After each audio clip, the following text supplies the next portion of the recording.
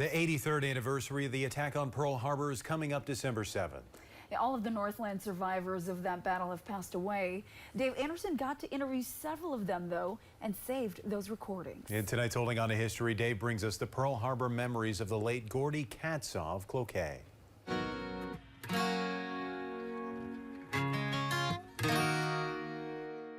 Fort Armstrong on Oahu protected the entrance to Pearl Harbor. It was named after Samuel Armstrong, who commanded black troops in the Civil War. Gordy Katsaw of Cloquet found himself there in an Army transportation company on December 7th, 1941. And there's the picture made there. The Sunday that Pearl Harbor was attacked, Katsaw was enjoying a day off. Another friend of mine, we went down and had breakfast. And we came back and we went to the day room and we were playing checkers.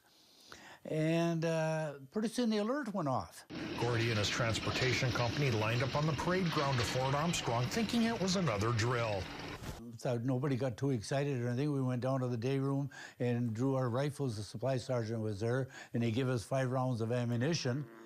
Gordy thought the drills were awfully realistic. And pretty soon here come one airplane right down over our parade ground where we were all standing out there and strafing the parade ground.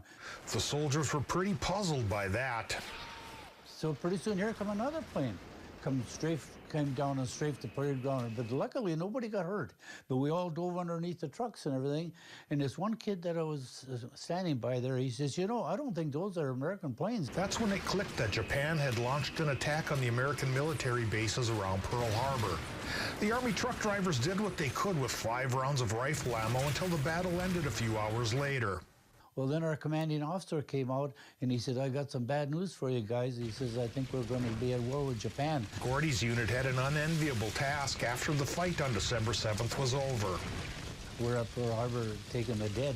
They're putting them in the trucks, and they had a makeshift morgue downtown on Honolulu. Katsaw would spend the next 3 years at war across the Pacific Theater.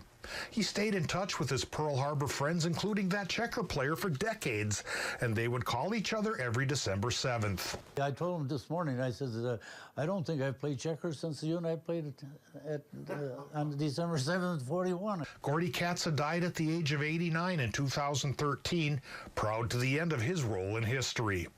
Holding on to history in Cloquet, Dave Anderson, Northern News Now. Dave Anderson has been asked again to speak at the annual Pearl Harbor Remembrance Ceremony. That'll be held Saturday, December 7th at 11 a.m. at the Marine Museum in Duluth. He's going to show an extended version of Gordy Katsaw's story that includes how he got himself in the Army halfway across the world at the age of 17.